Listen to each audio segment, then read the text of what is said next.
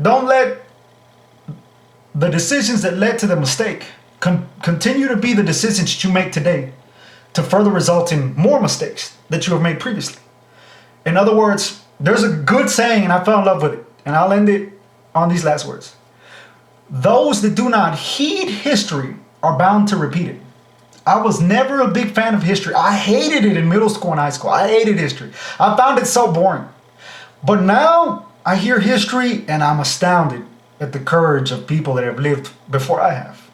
Leaders that made mistakes. There's so many things we can learn from the mistakes of others, from their history, if we're willing to humble ourselves. How many of y'all have moms, dads, uncles, aunts, brothers and sisters that try to teach you something and you don't listen? You're like, whatever. I got to learn myself. They don't know what they're talking about, blah, blah, blah. But then later on, when you go through those things, you think back like, damn, my mom was right. Damn, my dad was right. Damn, my aunt, my uncle was right. Damn, my brothers and sisters were right. Damn, my pastor was right. You see what I'm saying? Look at that. That's why I tell you guys to think about that. Those that do not heed history are bound to repeat it. So let us learn from history so we won't repeat the same mistakes that we have made previously. And that's how we start change. We have to heed history so we won't repeat it. That's the first step of change. Recognize your mistake. Recognize your mistake. What you did. Think about what you could have did differently. And think about what you won't do again. And think about the animals and their behaviors and how we can learn from them. Learn from your pets.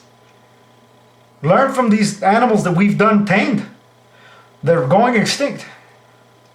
Learn from these things. That we might not behave like animals any longer. Let us not become the hog that keeps running back to the mire. Let us not be the dog that keeps eating his throw up. Let us be that hog that those unclean spirits went into those pig and drowned. Let us be that one. We got to die to who we once were. We got to learn from these things. Raise our kids, come back. It's never too late. There's so many things that are implied in the realm of thinking of natural theology into animals.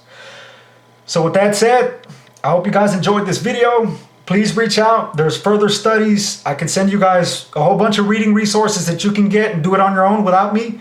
One-on-one discipleship is available. There's more than just me. God put some other brothers in my life that are more educated than I feel, and I'm willing to push you in their direction. There's websites, there's apps, there's so much stuff that covers not just the Bible. We're talking about history. Outside of history, we're talking about history of the church in general, right? A part of history, but just of the church perspective of the church fathers and why the Lutherans came about, the Baptists came about, you name it. A lot of you guys go to church and don't even know why your church exists. A lot of churches today stand in the shadows of their former founders.